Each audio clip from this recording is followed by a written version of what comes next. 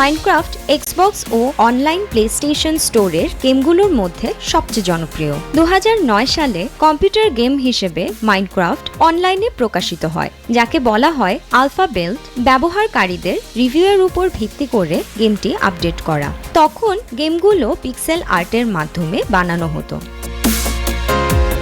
2011 সালে গেমটি কোনো প্রকার বিজ্ঞাপন ছাড়াই 1 মিলিয়ন সাবস্ক্রিপশন পেয়েছে। তখন মাইনক্রাফটের উদ্ভাবক মার্কাস পারসন নচ নিজ উদ্যোগে শুরু করেছেন। গেমটির লাভ থেকে তিনি মো ইয়াং নামক কোম্পানি চালু করেন, যা পরবর্তীতে 2014 সালে $2.5 বিলিয়ন মাইক্রোসফটের কাছে বিক্রি করে দেন।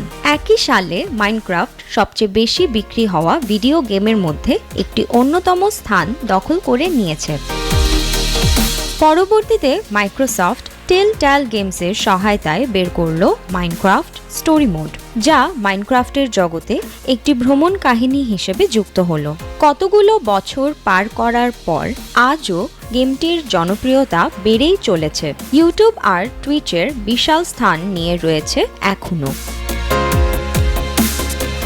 জনপ্রিয়তার অন্যতম শীর্ষে থাকার কারণে স্কুল কলেজের শিক্ষার্থীদের মাঝে মাইনক্রাফটের প্রচলন অত্যাধিক। তার মূল কারণ হল গেমটির বিনামূল্যে অ্যাক্সেস। গেমটির খ্যাতির জন্য লন্ডনে বানানো হয়েছে মাইনকন, যেখানে 10,000 মানুষ যুক্ত হয়, যা বিশ্বের সবচেয়ে বড় ভিডিও গেমের সম্মেলন হিসেবে গণ্য করা হয়। সামনে মাইনক্রাফট যুক্ত করতে যাচ্ছে ভার্চুয়াল রিয়ালিটি আর অগমেন্টেড রিয়ালিটি। ইতোমধ্যে গেমটি মাইক্রোসফট হলোলেন্সে এনেছে, যা গেমারদের জীবনে যুক্ত করেছে নতুন ঠিকানা। মাইমুনা সাউদা, সময় সংবাদ, ঢাকা।